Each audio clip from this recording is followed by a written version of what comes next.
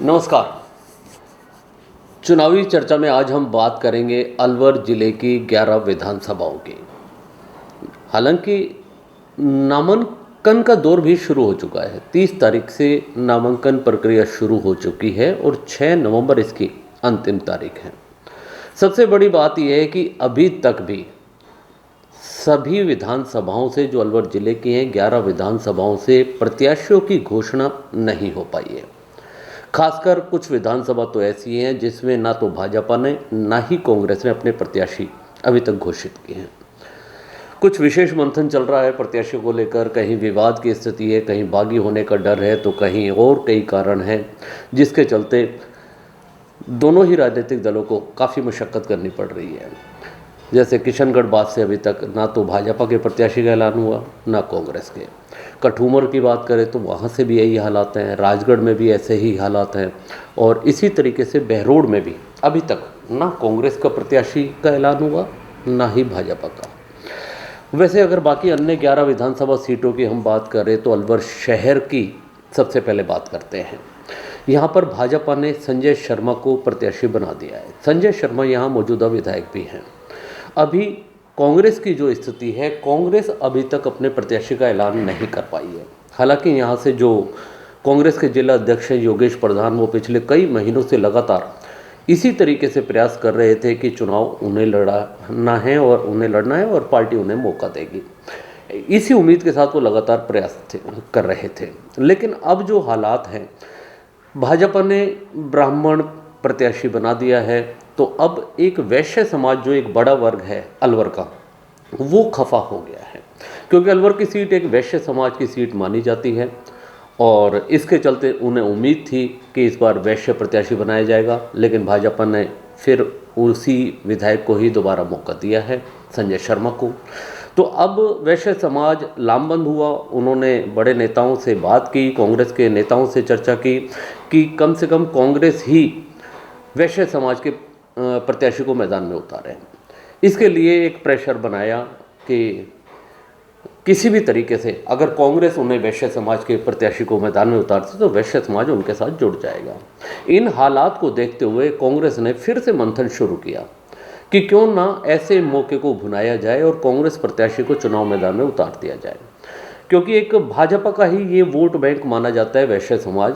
और ऐसे में कांग्रेस अगर किसी मजबूत वैश्य समाज के प्रत्याशी को उतारती है तो एक उम्मीद बन जाती है कि शायद कांग्रेस को इसका लाभ मिल पाए।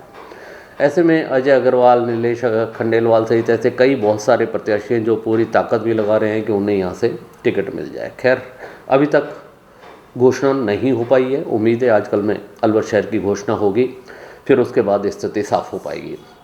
अगर मुंडावर की हम बात करें, मुंडावर में दोनों ही पार्टियों के प्रत्याशी मैदान में उतर चुके हैं। यहाँ से मंजीत धर्मपाल चौधरी हैं, जो पूर्व विधायक रहे, धर्मपाल चौधरी के पुत्र हैं। पिछली बार भी वो विधायक यहाँ से थे, मंजीत चौधरी।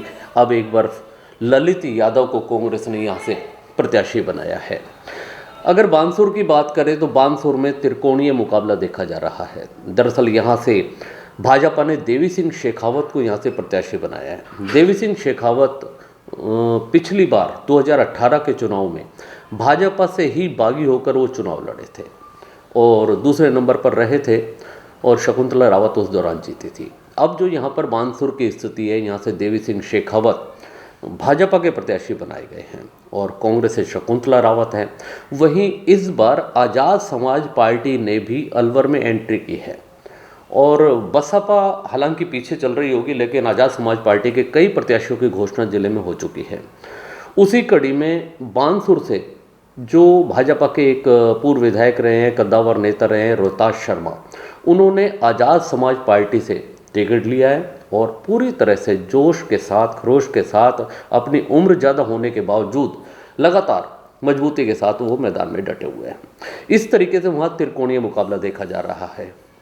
थानागाजी से भाजपा ने अपने प्रत्याशी का ऐलान कर दिया है। यहाँ भी उन्हीं को ही चांस दिया गया है जो पिछली बार भाजपा के बागी थे, हेम सिंह भड़ाना।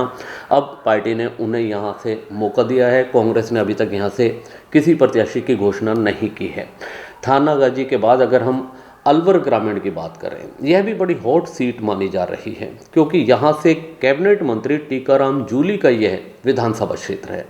उनके नाम के ऐलान की घोषणा हो चुकी है। उनके सामने भाजपा ने जयराम जाटव को यहाँ से प्रत्याशी बनाया है। अभी और स्थितियाँ इसमें सामने आएगी। त्रिकोणीय मुकाबले में और भी दल इसमें राजनीतिक रूप से आने वाले हैं। अभी स्थितियाँ और आगे कैसी बनती हैं वो समय बताएगा।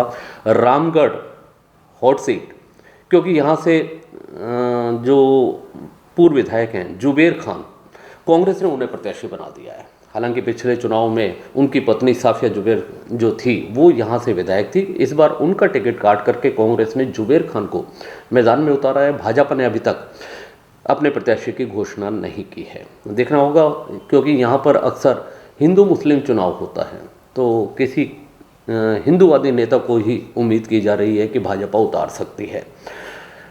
बहरोड से अभी तक किसी प्रत्याशी की घोषणा नहीं हुई। राजगढ़ लक्ष्मणगढ़ से अभी किसी भी राजनीतिक दल ने घोषणा नहीं की है। कठूमर भी यही हालात है और किशनगढ़ बास में भी यही हालात हैं। अब अंत में बात करेंगे हम तिजारा विधानसभा की। तिजारा विधानसभा पूरे प्रदेश में चर्चाओं में है, क्योंकि यहाँ से जो सांसद अलवर के हैं महंत बालकनाथ योगी, भाजपा ने उनको यहाँ से प्रत्याशी बनाया है।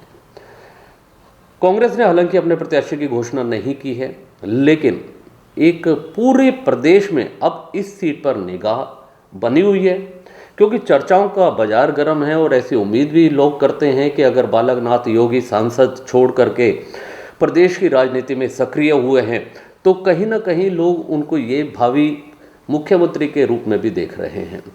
कुछ इन्हीं चर्चाओं से बाजार तो गर्म है। अभी कल 1 तारीख को बालकनाथ योगी नामांकन भरने वाले हैं, उसमें उत्तर प्रदेश के मुख्यमंत्री योगी आदित्यनाथ भी इसमें शिरकत करने वाले हैं। फिलहाल आज की कड़ी में इतना ही। आगे फिर किसी और विषय पर चुनावी चर्चा में आपसे मुलाकात होगी। देखते रहिए STV। नमस्कार।